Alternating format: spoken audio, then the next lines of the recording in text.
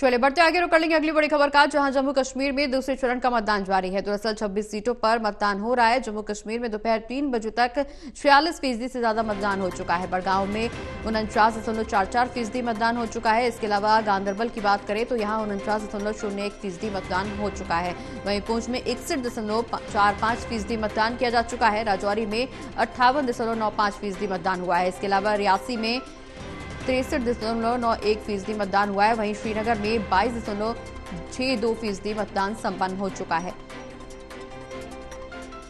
ज्यादा जानकारी के लिए एसोसिएट एडिटर प्रदीप कुमार जी हमारे साथ फोन लाइन पर जुड़ गए। प्रदीप जी, जम्मू कश्मीर में दूसरे चरण की वोटिंग जारी है। 26 सीटों के लिए वोट डाले जा रहे हैं। क्या कुछ इस दौरान माहौल चुनावी वहां पर देखने को मिल रहा है? 3 बजे तक का अगर हम बात करें तो लगभग आधे प्रतिशत से ज्यादा वोटिंग हो चुकी है जम्मू कश्मीर में। दोपहर 3 बजे तक का अगर जिक्र करें तो 46% से ज्यादा लोग वोट डाल चुके हैं।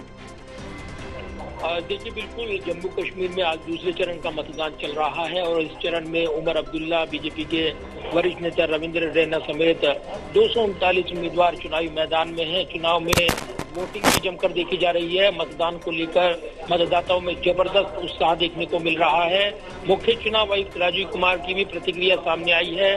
उन्होंने ये कहा है कि जो चुनावी मुकाबला दूसरे चरण का चल रहा है, खास बात यह है कि मतदान को लेकर मतदाताओं में खासा उत्साह नजर आ रहा है। साथ ही उन्होंने कहा है कि जम्मू कश्मीर आज इतिहास रचने जा रहा है।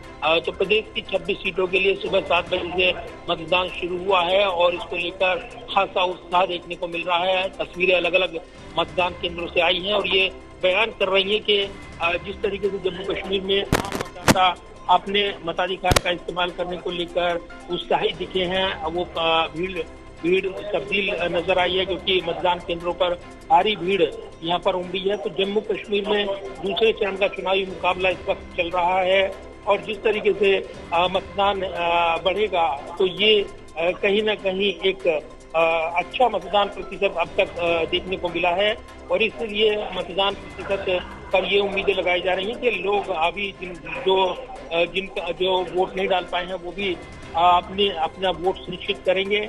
इससे पहले हमने देखा है कि जिस तरीके से चुनावी रैली राहुल गांधी ने की है और निशाना साधा है, जोरदार हमला बोला है, क्योंकि अब तीसरे चरण पर जो आखिरी चरण का मुकाबला 1 अक्टूबर को होना है, उस चरण के लिए भी चुनावी कैंपेन देखने को मिला है। इधर प्रधानमंत्री नरेंद्र मोदी ने हरियाणा में मोर्चा संभाला, हरियाणा में चुनावी रैली की उन्होंने और कांग्रेस पर, अन्य विरोधी दलों पर जमकर निशाना साधा। तो इस बीच जम्मू कश्मीर के दूसरे चरण का ये मुकाबला काफी महत्वपूर्ण मुकाबला बनकर उभर रहा है। राहुल गांधी ने ये भी कहा है कि जम्मू कश्मीर को वहाँ के लोग चलाने चाहिए। जम्मू कश्मीर को दूसरे राज्यों के लोग चलाते हैं और इसके लिए जम्मू कश्मीर के राज्य के दर्जे की बहाली को वापस लेने की मांग की जा रही है। एक बड़ा मुद्दा ये कांग्रेस ने बनाया है, नेशनल कॉन्फ्रेंस के साथ गठजोड़ है, तो अन्य दलों की और भी निगाहें लगी हैं। लिहाजा इस मुकाबले में दूसरे चरण के अलग अलग समीकरण बनकर उभर रही हैं और कई जो दिग्गज नेता हैं उनकी प्रतिष्ठा इस चरण में चुनावी मुकाबले में दांव पर लगी। बिल्कुल प्रदीप जी, कई दिग्गजों की साख यहाँ दाव पर जरूर लगी हुई है। उमर अब्दुल्ला का जिक्र करें, महबूबा मुफ्ती या उनकी बेटी का जिक्र करें, इसके अलावा कई ऐसे नेता हैं जो लगातार चुनावी कैंपेन भी कर रहे हैं और अपनी जीत का दावा भी कर रहे हैं। इस बीच अगर हम बीजेपी और कांग्रेस का जिक्र करें तो राहुल गांधी स्टेटहुड को लेकर के लगातार बीजेपी पर हमलावर है। वहीं बीजेपी भी राहुल बाबा के नाम से राहुल गांधी को संबोधित करते हुए कांग्रेस पर निशाना साधती हुई नजर आ रही है। चुनावी माहौल वहां पर क्या कुछ देखने को मिल रहा है? क्योंकि अगर वोटिंग का आज जिक्र करें तो सुबह से ही शांतिपूर्ण माहौल में वोटिंग हो रही है, सुरक्षा के भी इंतजाम पुख्ता है, लेकिन चुनावी माहौल वहां पर क्या कुछ सियासी गणित क्या कुछ बैठता हुआ नजर आ रहा है? देखिए, बिल्कुल, और जिस तरीके से जम्मू कश्मीर में चुनावी मुकाबले की शुरुआत 18 तारीख को हुई थी और उसमें पहले चरण का मुकाबला 61% के आसपास मतदान प्रतिशत और ऐसे में दूसरे चरण में भी रिकॉर्ड तोड़ वोटिंग होगी, वोटिंग परसेंटेज होगा, ये यहाँ पर संभावनाएं जताई जा रही हैं।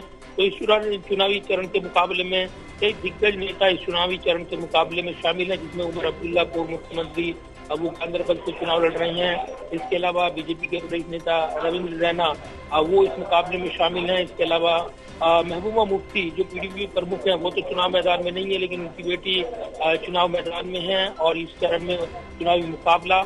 इसके अलावा भी अगर देखें कांग्रेस के प्रदेश अध्यक्ष तारा वो चुनावी मैदान में हैं और वो सीट भी काफी महत्वपूर्ण होगी। लेकिन जो नेशनल कॉन्फ्रेंस और कांग्रेस के बीच गठजोड़, उसमें जो उमर अब्दुल्ला का आज बयान आया है चुनावी मुकाबले से पहले, वो कहीं न कहीं इस चरण में, इस गठबंधन में गांठ की पड़ गई है, इसकी ओर इशारा कर रहा है।